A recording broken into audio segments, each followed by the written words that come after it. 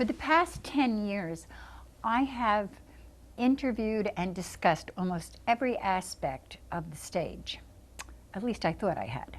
A few weeks ago, I was fortunate enough to have a dinner companion at the 30th anniversary of the Middlesex County Plays in the Parks dinner to really get a chance to talk to a set designer extraordinaire.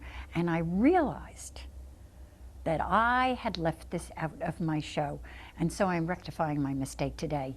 Hi, I'm Dolly Vasta, and welcome back once again to For Art's Sake. My very special guest today is Vern Smith.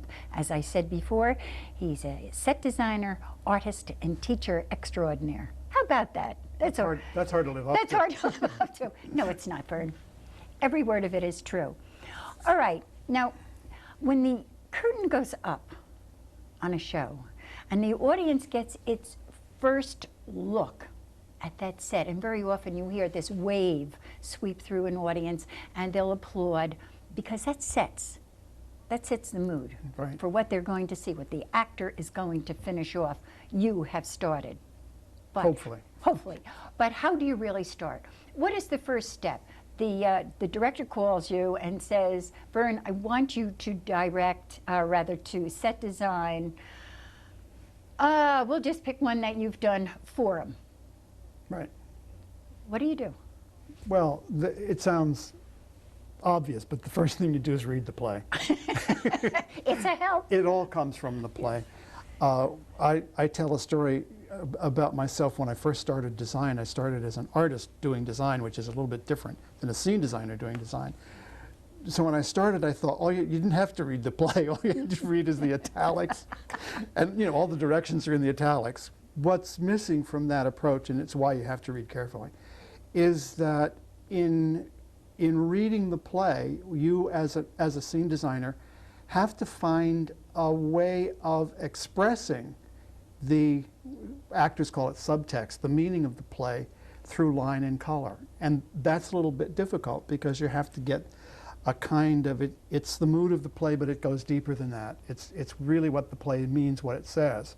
And because all of your forming elements that you use as an artist are going to be bent toward that meaning. So you're reading it for subtext. You're also reading it in a multiple set show, like a musical, where you have more than, well, you may have 7 or 8 scenes in one act. You have to read it to find not just the aesthetics of it, which is another whole problem, but what I call the mechanics of how it's all going to work and fit together. It's one thing to design a set, it's another thing to have it fit on the stage and simply be enough room backstage. So you're controlled not just by reading it and finding that key to what's going to make it work aesthetically, but also what's going to make it work logistically in terms of backstage space, how much room there is in the stage house to accommodate the kind of scenery you're bringing in. Following that, I usually read a play 3 times. I read it first just to enjoy it, just for the story. And then I read it to begin to find that logistical mechanism. That's my most uncomfortable part of design, is that balance between what I have in my head aesthetically and what's going to fit. The artistic and the practicality. Yeah, and I really do, at least it's funny, but as many sets as I've done, last count it was over 200. Not that they were all well done sets, because I count the ones I did as a student. Those really shouldn't be counted in a sense, but they are experiences nonetheless. So over 200 experiences. When I look back at that and think of the development of scene design, I have the feeling that I'm still learning it, because the problem with design is that it's a time art. It's hard to explain this to somebody, but if you're looking at a painting, even if you're looking at one of the model doesn't change. However, while an audience is watching what you see as a model, enlarged to a bigger space, the theater space per se, what you're experiencing is you're experiencing light changes. Even if it's one set, it's not the same. The lights are going to modify that set. The actors placement by the director in the space is also going to modify A, the set, and B, the design. So you have to design for possibilities. And problems. And problems. And then what happens is that within that framework, that's the key, I think, to teaching design, and why it took me so long, and why I still feel I'm learning it. Because it evolves in time. So a model or a rendering, a painting that you do of a set is only one small moment of what's 2.5 hours that an audience experiences it. So you have to design for possibilities. In teaching design, you have to somehow put in the student's mind that this set is not set. It is going to evolve in that 2.5 hours that it takes for the show to run. But you do start out with almost architectural drawings. Oh, yes. I mean, one just doesn't yes. take pieces of wood and make little tiny figures. You have to have Again, scope. an interesting, funny story about myself as a young designer. I would do these marvelous designs, and then I'd take them to a producer-director. Producer-director would say, "Oh, they're wonderful. How do you put it together? What holds it together? How does it work?" What? It's got to work. It's got to stand up. Don't be silly. It's got to stand up. And luckily, I was introduced to a wonderful woman producer up in Eastern Pennsylvania, Charlia Ginopol, and it was her questioning and putting up with this stupid artist who comes in and thinks he's going to design a show, thinking that a show is easel painting. And I very quickly realized under her tutelage that it's not easel painting, something totally different. Whereas, how many years ago? 30 years ago, 35 years ago, I would start with the design. Now I start with the ground plan. And that's where I'm working out that logistical, terrible problem of making it all fit together. And unless you're wasting your time starting from the other end, because unless it works as a ground plan first, nothing else you do is going to work. Nothing else is going to fit. Well, it also has to go into scale. It has to go into scale, and it has to be interpreted by a number of people looking at that ground plan through the whole complex of the theater production. The carpenters need to know what they're building, what kind of space it's taking up. The director needs to know how to block or move his actors through that space. The lighting designer needs to know the areas for lighting and how best to light it. Ultimately, when you move from the ground plan, which is the way I describe it, is the ground plan is looking at the floor of the theater as though you lifted the ceiling off it. You then do front elevations, and the front elevations are now putting the ceilings off, but you've lifted the setup, but you flattened it out, because the front elevations or the rear elevations are how it looks on the stage floor. Because these things are so large, you're usually working flat on the floor area. So these are not dimensional. You don't see them in perspective. They're flattened out on the page. So something that takes up 12 inches, speaking of the smaller scale, 12 inches, but it's a curve, is going to be bigger than that on the front elevation, because it's going to be enlarged.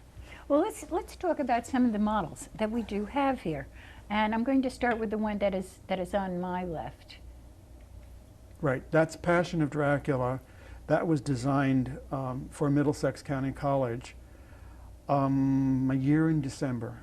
That production was done. It reminds me of a wonderful children's dollhouse. In fact, when we brought it up here last week, I sat here for about 10 minutes and played with it. Oh well, anyway, but it is fun. There is that aspect of it, and I wish my job were made easier by the fact that dollhouse manufacturers worked in smaller scale.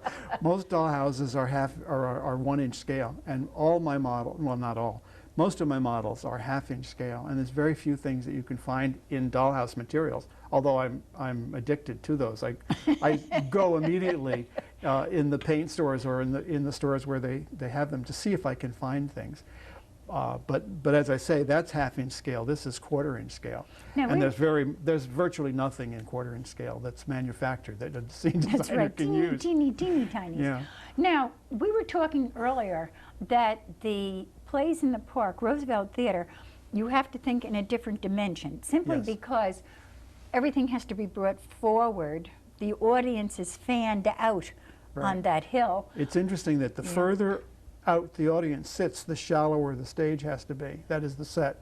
Because if you begin pushing it back, the people on the sides can't see into the proscenium frame. Which makes it very difficult for a choreographer, a director, Right. in keeping the action flowing. Right. And it also presents a problem to you as a set designer, as I see it, in being able to change the sets fast.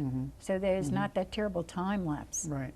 between them. People are surprised when you tell them that an audience will wait for a scene shift for 30 seconds. After 30 seconds, they begin to talk, they get restless, and so on. And they lose continuity, They lose too, of what they're continuity. watching. And what happens is that it's harder then for the actor to bring them back into focus. A kind of inertia takes place. Right. A physical, mental inertia, and the actor has to work harder to bring that. Which doesn't say back. much for us average audiences, does it? No. 30-second span, No. attention And it's gotten worse as you see little snippets of things on MTV and so on. Our attention span is really shrinking. All right, well, our time keeps going, and let's continue to swing around. We have, as we said on the side here, we have some work from How to Succeed.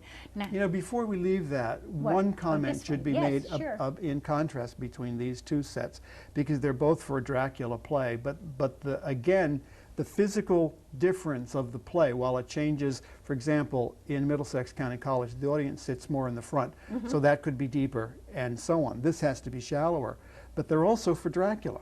This is The Passion of Dracula, which is a one-set show. This is the Dracula, which is a three-set show.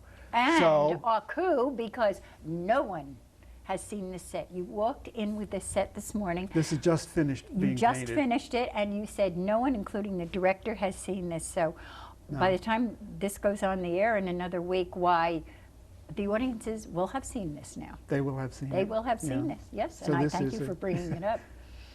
Well, this is on its way to the park today, and while lots of this is built from the ground plans and the elevation sheets, it's now at a point where it moves into the painter's hands, and the painters will be working they on take realizing this, and they take over. Now, when you directed, did the set design for How to Succeed, that's a show that I'm very familiar with. We did it many years ago. Again, that was updated. The director updated that show tremendously. Did this make a difference to you in your concept of it after you read it? Only peripherally. It just simply meant that certain things that you would use in the older play had to be rethought. For example, this little tiny set here, instead of using typewriters, you can see those are little mini computers that I built for the model. So in terms of the artifacts or props, there were differences.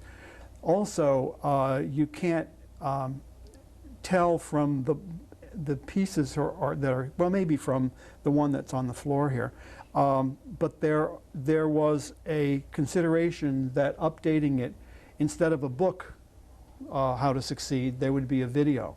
So the sides of the proscenium frame, that is this false proscenium that was added to the front of the building, had to have areas built into the design that housed those. There were 8 monitors on either side for the audience to see the book, in quotes, the book. So those were considerations that had to be modified and so on. Interestingly enough, I turned the job down of How to Succeed 3 or 4 times before I accepted it. And my reason for turning it down is that I think it's funny now when I think of it. I wasn't that interested in office buildings. And I had an opportunity to get into New York and see what is considered romantic modern architecture.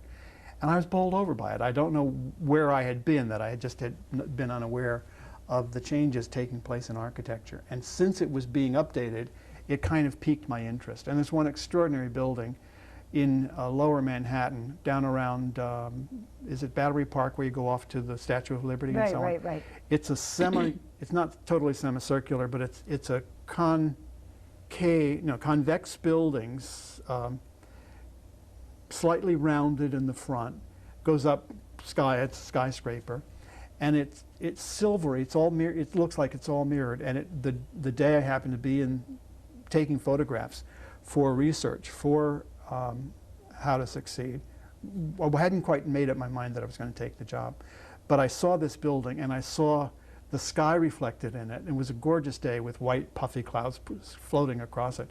And as the clouds floated across horizontally in the sky, they floated vertically on the building. So I thought, well, maybe there is some redeeming aesthetic features that I can do, and so on. And so that influenced then my accepting the challenge and making something of it. And I think I'm proud of the set, maybe because I was initially disinterested in it. But I was pleased with the results of what did come out of it then as a result. What about form? Now that's such a fun show. Now when you read that, did you think to yourself, oh, this is hilarious? It was written by Larry Gilbert, who right. later on went to write the MASH series.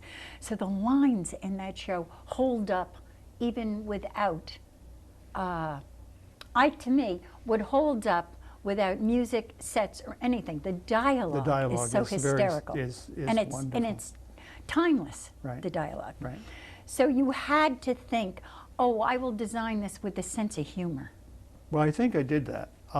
Part of it you can see in, well, the requirements of, read the play. Okay, you've got 3 buildings.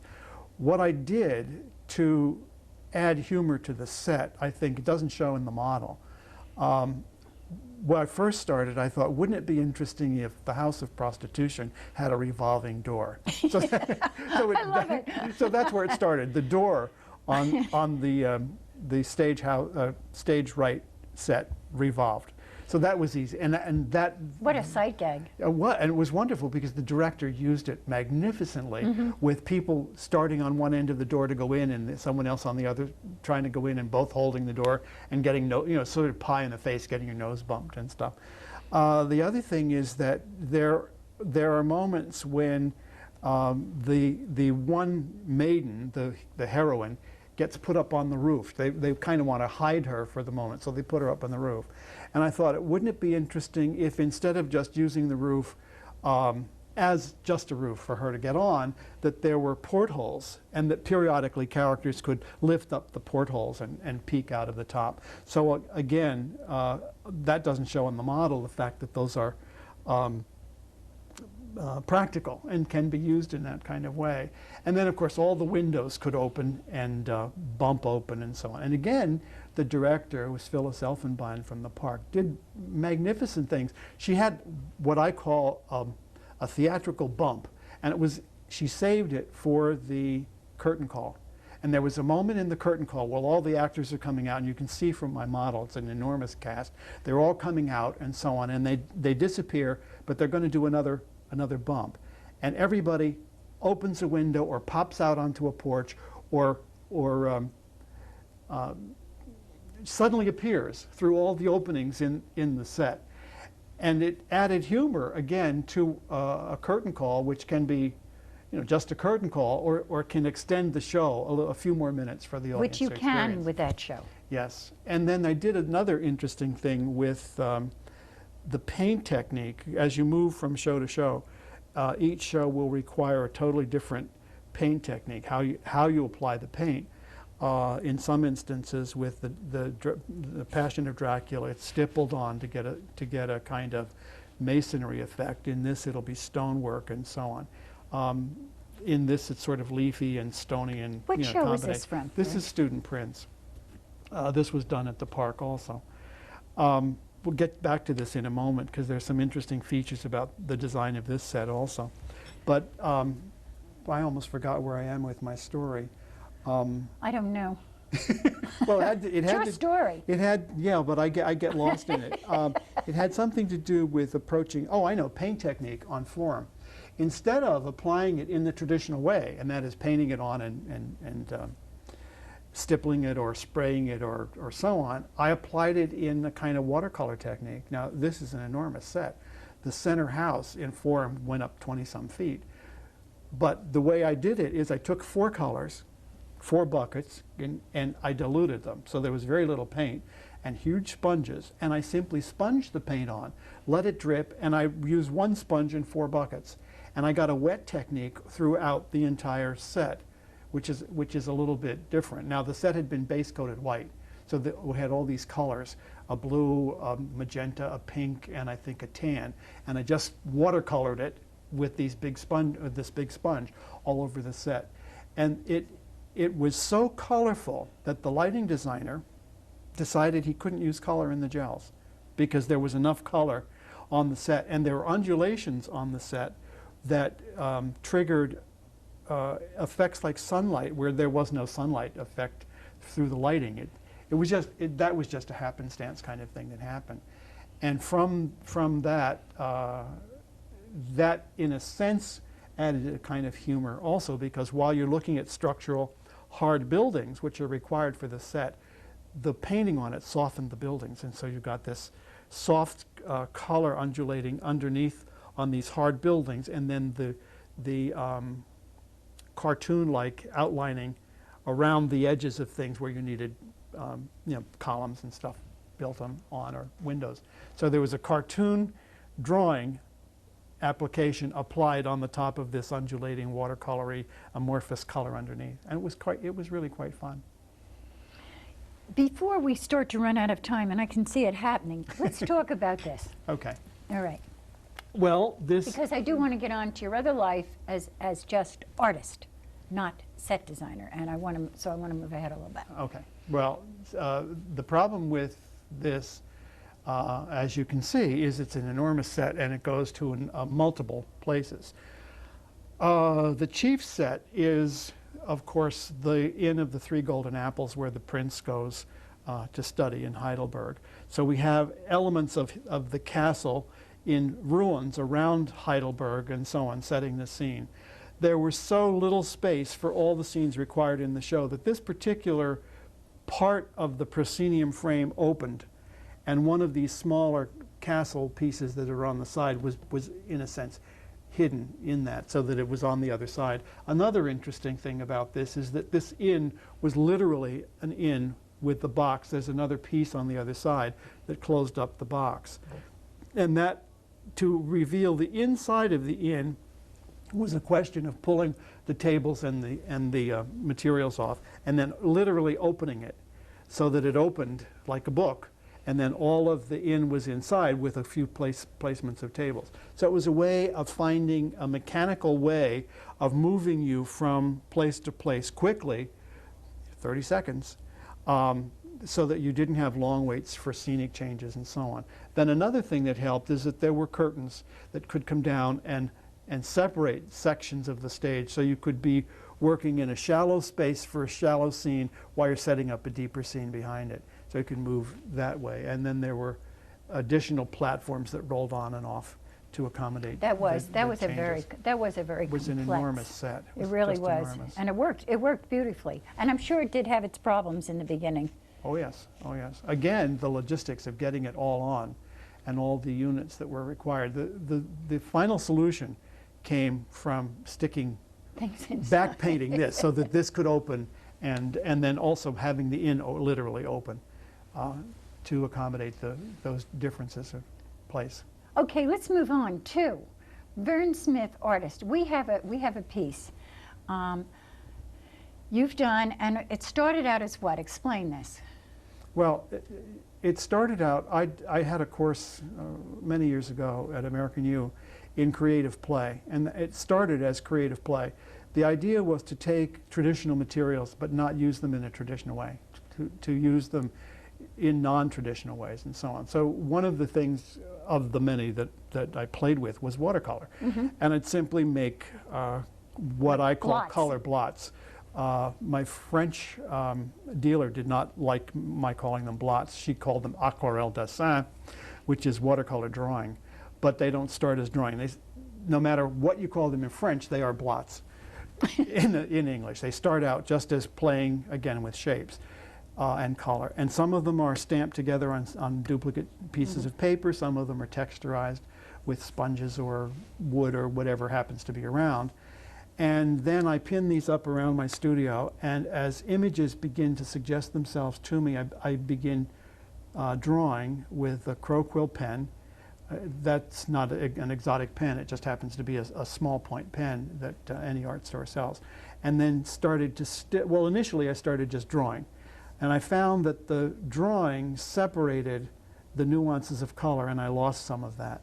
So I began stippling, that is, point, instead of drawing a line, you draw a line of dots that creates the line. And that element then gave me a way of working and pulling out forms that were hidden in the material, but also making the material something solid and so on. And I've had much success with that. Oh, I loved it. With that work. They are great. They are absolutely great. If you had your druthers, and we have like 2 minutes left. Is the time gone that fast? It has. It has. I can't believe it. Well, it has.